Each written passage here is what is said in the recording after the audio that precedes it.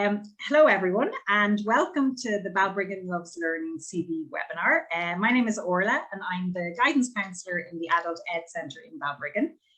Hopefully you will have had a chance to watch our earlier webinar covering the CV basics. If not, you can click on the link in the video description below and it will take you to that video. Right now I'm joined by Eva Sullivan from Empower, and Cara Lynch and Shannon Brennan from the Ballbriggan Job Centre. And we're going to take a closer look at some of the frequently asked questions about CVs and hopefully give you some great insights into developing your CV and making a CV that makes a lot of impact with employers. All of our contact details are going to be available at the end of this webinar. So if you do need additional support in terms of guidance, in terms of your job search or your CV development, you can get in touch with us. All right. So I guess I'll dive straight in. And Carol, I might start with you. And I guess when your CV is really your link into an interview, but often people, they're making basic mistakes early on at the start of developing their interview or developing their CV. What are the type of typical mistakes that people can avoid but tend to make that you see when you see people coming in with their CVs to you? Yeah. One of the main ones, I suppose, that we find would be people with their spelling mistakes. So really it's just to ensure that when you're typing CV, spend a good bit of time on your spellings, because it will be one of the first things that employers will look at. Mm-hmm. So do a spell check and just make sure that's all done beforehand. Mm-hmm. Another thing could be, say, the formatting and the font of it. Mm-hmm. So again, we'd advise keep your font all the same. If it's going to be Arial, keep it at Arial. If it's Times New Roman, keep it at Times New Roman. Mm-hmm. Don't have really big fonts in it either. Keep it smaller and compact. Mm-hmm. So what kind of size would you say, Carol? I'd say around font 12, 11, 12 would be enough. And nothing smaller as well. I've seen those CVs where you've got tiny fonts to try and keep it all in the 2 pages. Yeah, that you can't read at all. Yeah, definitely. Again, with the formatting as well, I suppose. If you're putting in your dates, make sure all your dates are in correct line. If you're putting in your positions are in the correct line. So to keep it all in the same format throughout your CV as well. And again, these are just little things that you need to make sure that you're going over and checking before you actually finalize that CV. So then the next part that people often have difficulty with is the personal profile. I know I've seen a lot of dreadful personal profiles, and they're, so Shannon, is it necessary? Do I have to put a personal profile on? It's not always necessary, but it's really important, I think, for that first couple of seconds for a really good first impression. So for somebody reading it, that opening paragraph or opening statement is what entices them to read on through the rest of the CV, to look into the work experience. So I do think it's important, but I think it's important that you make it personalised to yourself, not very generic.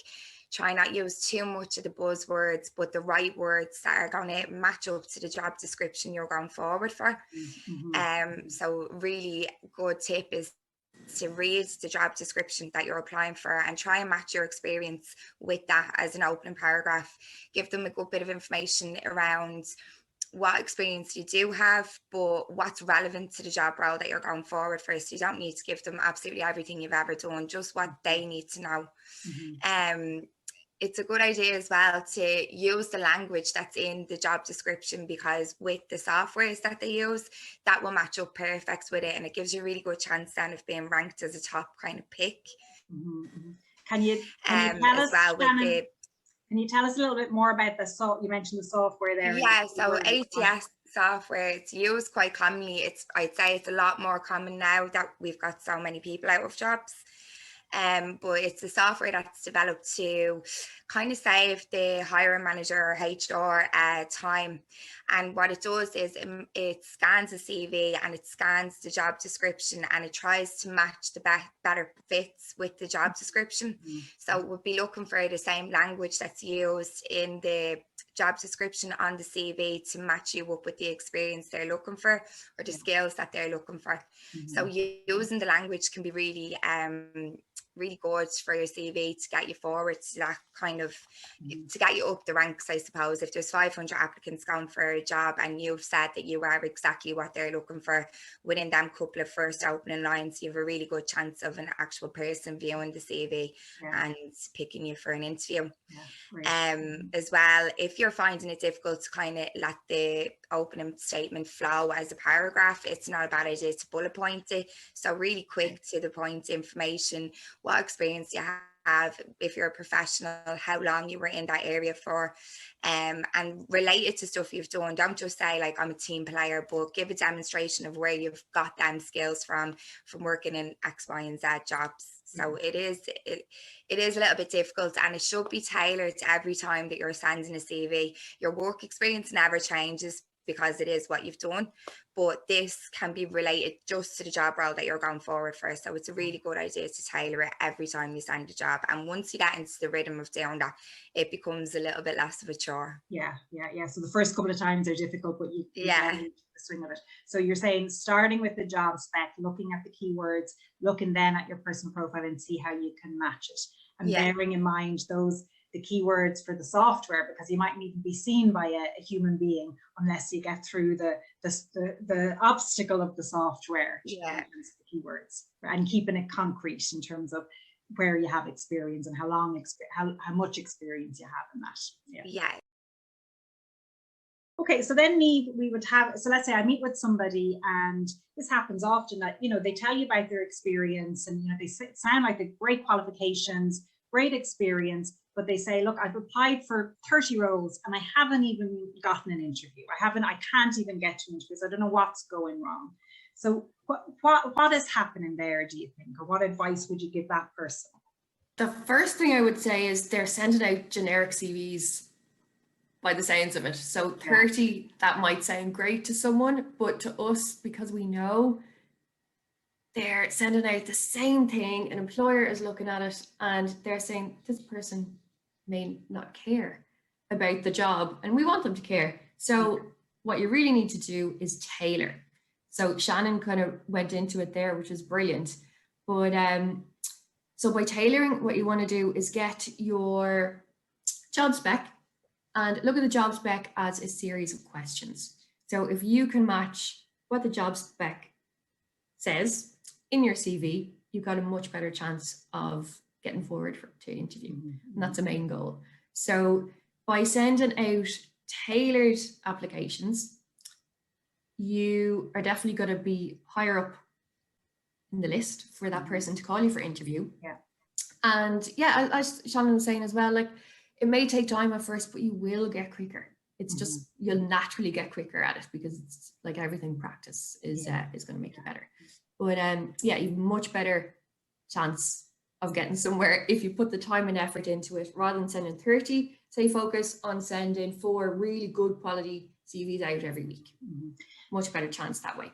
And so a bit like what Shannon was saying, you're looking at it from the perspective of the employer. You're looking at what they're looking for. What do I have that they need, and trying to match it up. Exactly, and match it up, And then in terms of describing the experience need, like how would you, when I'm describing my responsibilities and my duties, do you know, what could I include to make my CV have a bit more impact? Keywords again. So keywords that they've asked for in the job description, match them up, because that's the only way that they're going to go, oh, this person has exactly what I need. It's a big tick beside your name straight away.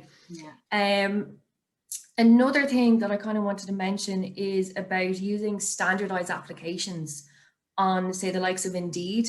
So they're not as strong as your own CV, essentially. So you can add exactly what you want and have it laid out exactly the way you want in your own CV, whereas Indeed ones aren't as specific. So if you instead, when you're sending off an Indeed application, or sorry, an application through Indeed, use your own CV. You can upload it easily. Yeah. And that'll give you a much better chance than just using some generic CV that Indeed sent. You've got more control that way. Yeah. Another thing to kind of tailor and just make you more visible is to add in relevant experience higher up in your CV than you would necessarily think. So say if you're laying it out, you could have your profile at the top, then you would go into relevant experience. So if it's relevant to the job spec, it might just kind of stand out a bit more for that employer. It's all of that relevant stuff is on the first page, and that's a bit more helpful. Yeah. So they kind of be the main things that I would suggest for and for would you suggest, so would it be a good idea, let's say, so when I'm describing my duties, like, should I put in achievements? Should I put in stats? Like, what, you know, in terms of describing my work in that job?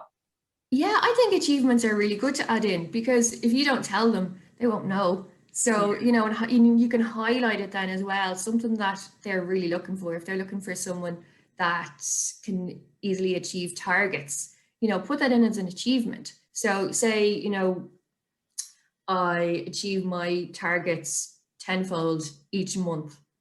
And, you know, you get really good recognition for it. That's really helpful for an employer. They know that you're capable of doing that, and you kind of can prove it as well. That proving something is always better than just kind of stating a statement, you know. So if you can prove something, evidence. Yeah, exactly, an example, evidence, it's going to be much stronger than just saying I'm a good team worker. You know, if you can prove it through your CV, it's much stronger.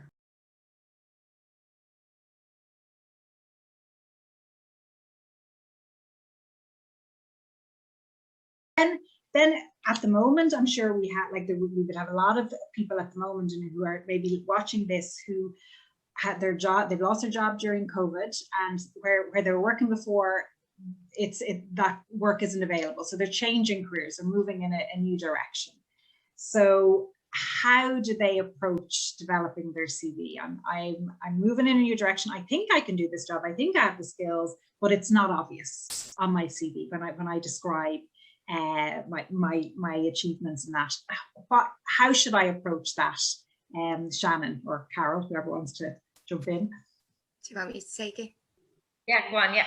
I think, well, first of all, it's a really good idea if you are moving into a different industry and you have not really a lot of relevant experience, would be to consider doing a course.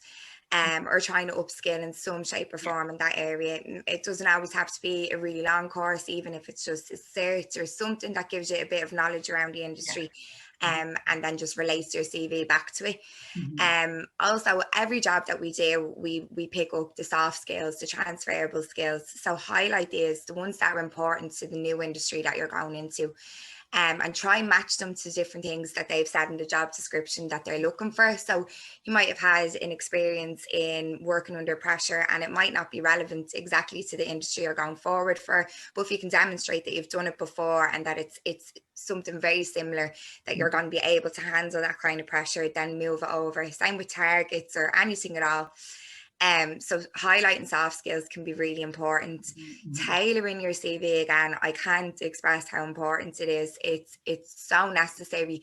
So like Niamh said, sending out a generic CV, like you can get them off the internet, anyone can do it. You can look up job specs and duties and just copy and paste them, and it's so obvious when you've done that.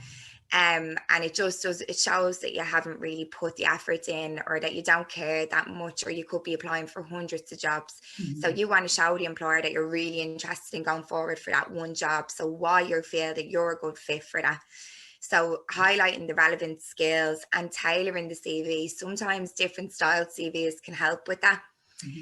Functional skill CVs can highlight what skills you have rather than just the experience you have. So sometimes if your experience doesn't necessarily match the experience that they need, your skills will. I'd always recommend doing like a hybrid, so a combination of a functional and a chronological, if that's the area or if that's the style that you're going forward for. You're still giving details of what you've done before, so it's not just giving a whole load of skills, but when you're giving the skills, back them up and give them, like Niamh said, evidence, examples of how you've done it. So they can see you and visualize you working in that area that they need you in, and what way you would function in that area. Again, anything that you have that you can back it up, if you've got reports back or if you've had appraisals or anything like that, that kind of gives you that bit of a boost as well. It's good to reference on the CV. Just because you've worked in one industry your whole life doesn't mean that you can't move into another one. It's just you need to show the employer that you are actually capable. So highlighting what they need is so important. You need to join the dots for them, you know, and so make their job a little bit easier. Exactly. So you can't assume that they'll know if you worked in finance that you've great organization or planning skills or communication skills. So to your point in terms of Shannon, with the functional skills, so you would say I worked in finance, so you'd have normally your the dates of and your role, but underneath you would have subheadings really of administrative skills, databases that would highlight the functions that they're looking for, you know, whether that's content management or customer service or communication. So it's presenting your experience in a different way. Exactly. Yeah. So with the functional CV, you've kind of give your skill, but then you give a little bit around that skill. So you don't just say like I've got organizational skills. You say I've organizational skills. I organize the systems. I move from paper documents over onto a digital system. This is how I've done it. Give a bit of evidence to back it up, to show what you're capable of, not just saying that I'm organized and then hoping that they'll take my word for it. So if you have a little bit of anything at all, it depends on, like, I'm sure a lot of people are moving from hospitality into other areas. We'd have a range of skills that you'd have from hospitality. You'd have great personal skill, people skills. You'd have working under pressure. You'd have loads. So moving them into the direction that they're looking for and just highlighting what you're able to do, so that they can see you in the role that they need you in. So it's moving focus from the industry in terms of hospitality to the skills that I used that are relevant in this other industry, you know. So it's that change of focus. Brilliant, great. It's using your transferable skills, I suppose, and being descriptive about them. And it's sometimes good for yourself as well, I suppose, when you do actually look back at the skills you have gained that you can transfer. So I think, Shannon, that is really important to look at. Put down. And it can be hard to see yourself in another, when you have worked for a long time in an industry, it can be very hard to see yourself in another industry. So doing that and maybe getting support with doing that in terms of like a skills audit, and really before you write the CV, spending time going, well, what are my skills? Where are they transferable? Could be a really good exercise and give you confidence, like you say, Carol. Okay, the other issue, I suppose, is at the other end, I'm straight out of school or college, or I've just reskilled and upskilled, but I've no experience or very limited experience to put on the CV. So what do I do there? How do I make a CV that makes impact? Niamh, what do you think? So I think the main thing here is maximize what you have done. So whether that's in school or college, a course. So by doing that, you could add in volunteering experience and look at a volunteer post as an actual job. So what you did there, highlighted what you personally did and how you brought value to that post. Also kind of name projects that you've been involved in, whether it's in school or college, like mini business, say the likes of presentations as well. That's a really big skill in most jobs. It can be so helpful. So if you kind of mention that as well, even the amount of them you've done, and that, you know, you were praised for your presentation skills, that can really help as well. But always focus on what you did, not the kind of we. It's better to highlight what you kind of managed to do within those projects. Another thing would be to put your education higher up in your CV. So rather than having it underneath your work history, pop it up higher. It'll kind of highlight a bit more about what you're about, especially if that's what you've come straight from. Another thing, highlight the modules you did too. So that can be really helpful for someone looking through your CV, just to kind of know what you've really honed in on and what you're kind of expert in. What else could you do? You could reflect the skills that the employer is looking for through what you've already got through your education, or well, mainly your education in this instance. Another thing would be kind of extracurriculars, other projects that you might have done. So say you were a class rep, you got involved in the students' union, college clubs or sports. Another thing could be representing your school or college at competitions. That's another big thing. That shows you care, that you want to get involved, and that, you know, you want to have purpose with your time. So that's all kind of really important things that an employer can work with if you have a small amount of experience in what you're looking to get into. So we're putting the education higher on the CV. We're making more of the education. So you can't assume, like I said, that an employer knows what business admin level 5 means. You know what? Absolutely. You can't assume they know what the modules are. So picking the modules that are relevant and making the most of your extracurricular activities and of your voluntary work, any projects you've done. So really trying to demonstrate those skills through exactly, because there's huge amount of skills that you can use in all of those projects, presentations, whatever they may be. Highlight it, because if you don't highlight it, they won't know. So you know, just assume they know absolutely nothing. The other thing then, I suppose, we often see CVs of people who've done so much education and training over the years. They've done CPD in work, and they've got everything. You see a CV. Do I need to put everything on my CV, Carol, in terms of education, or how do I make a decision about what to cut? Yeah, I suppose it really depends, you know. I suppose one of the things is no training or education is a waste. All of these are extra skills and knowledge, you know, and they're really important for any job that you go for, I suppose. But what you could do, again, I suppose, and what keeps on coming up in these conversations, is to highlight and make what's relevant to the job. So if you find you have a lot of work experience, your education can be left till the end, but what you can do is put in the relevant education to that job that you're actually applying for. You can also make sort of on the second page, you can list other courses and skills that you have got, but does the relevant training and the modules and what you've learned from that could be put on the first page of the CV. And definitely relevant, again, as everyone's saying, bring it back to the job that you're applying for. You want to highlight that you have the skills and knowledge there to go for. And if I have extensive work experience, my education is important, but it's not going to be, it's okay just to list it. I don't need and to. You don't need to put in your school exams and your results. They don't need to be put in anymore, because you still see them on CVs. That's another thing you still see. They're all high subjects and results. They don't need to be if you have got years experience working. And I suppose the rule of thumb there, Carol, I guess, is, you know, as you add something to the CV, you lose something under, you know, so your junior cert results, if you've got a degree, are not going to be relevant.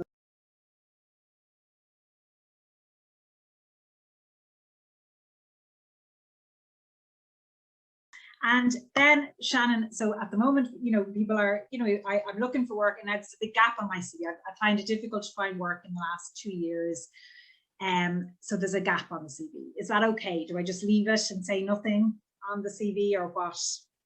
Yeah, so it's something we deal with quite often. Just people have lives. It's understandable. We're not working all the time. That everybody has their own circumstances. Having a gap on the CV is how I think is a little bit. It just looks bad to an employer, because they'll make up their own minds as to what that gap means. So important to fill that space with anything, and it depends. Sometimes it's not a long gap, sometimes there's a couple of gaps for whatever our own reasons are. But fill it, there's never a time that we're doing nothing. There's always a reason, or there's always something that we're doing, whether it's rearing your family, taking care of a sick family member, and even if it was just a case that you were out of work for a time and that there wasn't really one particular reason why, there's always stuff we're involved in, if it is with your kids and with school projects or voluntary work through skills or community work.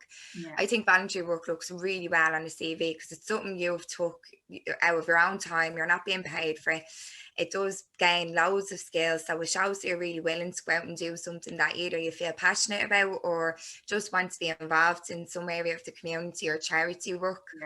But yeah, I'd say it's really important to fill that gap because you don't want to let an employer make their own decision on that, and a lot of the time it means it can cost you the interview because they don't even want to bring you in for you to explain it. So if it's on paper for them to see it, it looks so much better.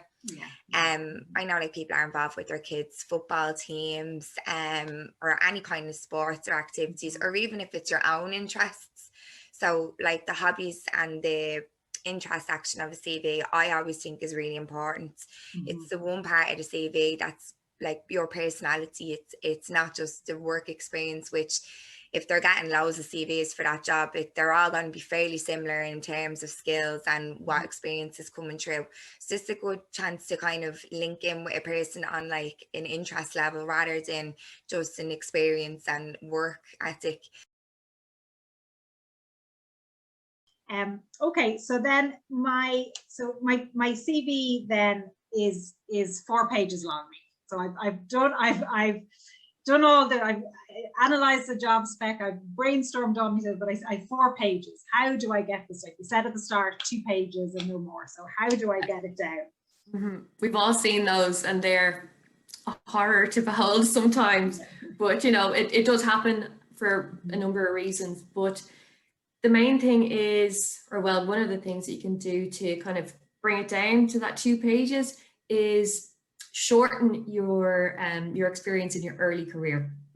So instead of listing all your duties, just don't, essentially, you know, so you can save a lot of space there because they might have been more junior roles, well, way more junior to what you're actually applying for. So they're not entirely relevant anyway. So just kind of dates to and from what you did. You're still keeping them on the CV, but they're still there. Yeah, because it does explain a time period in your life, like Shannon was saying about gaps. You know, you don't want them there. If you can explain them away, definitely do. You can also combine your experience for jobs, so especially if they're similar. So that kind of can save a lot of space as well. You can experiment with your fonts, with your margins, line spacing as well. Don't go too crazy because then it can really be quite strange to the eye. You still want it to be a pleasurable experience for someone to look at your CV, but it can help a lot with space, especially with the margins. If you kind of make them a little bit more narrow, it can definitely kind of move things up a little bit further for you. And the main thing is just to be cutthroat. You know, not all of the information needs to be there, even though you might be attached to it. You know, it doesn't detract from the fact that you've done it. It just is not listed there for space reasons. And I think they're the main things. Yeah, be cutthroat, just be as succinct as possible to make sure that you're getting to those 2 pages because it's really important. Any more than that, maybe getting somebody like ourselves to kind of look at it and go, hold on a second, we can be more objective. I think when you're very attached to the experience, it's hard to let go. Getting someone like us to go, hold on a second now, why do we have, you know, this experience from 15 years ago, elaborate on, you know. I know that I'm always here for someone to email a CV, and it happens a lot. They may not want me to actually go through the whole CV process with them, and that's completely fine. They could be comfortable enough doing it themselves. But if they want someone, fresh pair of eyes to review, just send it on. It's no problem. And it's like just, well, Carol was saying earlier on, just in terms of the first point, the layout and spelling mistakes, when you're looking at something, it's very hard to see those errors when it's your own work. Getting somebody else to see it, to look at it, they'll spot it immediately. So getting an objective view. Proofreading as well. Yeah, absolutely. It's always better to have someone else look at it. because you can be blind to your own mistakes, unfortunately. And even with spell check, like sometimes we spell the right, like the word right, but it's just not the right words. Exactly. So So don't rely on to have a second set of eyes on it. Definitely. And Carol, then so let's say I don't really have the right experience or qualifications, but I kind of want this job. Should I stretch the truth a little bit on my CV? Where do we fall on the side of truths and untruths on CVs? I suppose we'd always sort of advise not to be stretching the truth. Yeah. You know, again, it's really important just going back and looking at how you can expand the skills that you already have. And I think, as Shannon was saying earlier on, when you do actually go and look at the skills that you don't know that you have, you know, that you can put them there, they're all transferable. So definitely don't go stretching, because it will always come out that you haven't done this. But when you do go and look at some of the duties, like sometimes when you look at particular jobs that you've done and you write down the amount of things you've done, you wouldn't think that you've actually done it, but when it's down on paper, you can see you've actually done a lot of things. You know, definitely wouldn't advise and stretch any truth about them. Yeah. It can get you in trouble. It's not a good idea.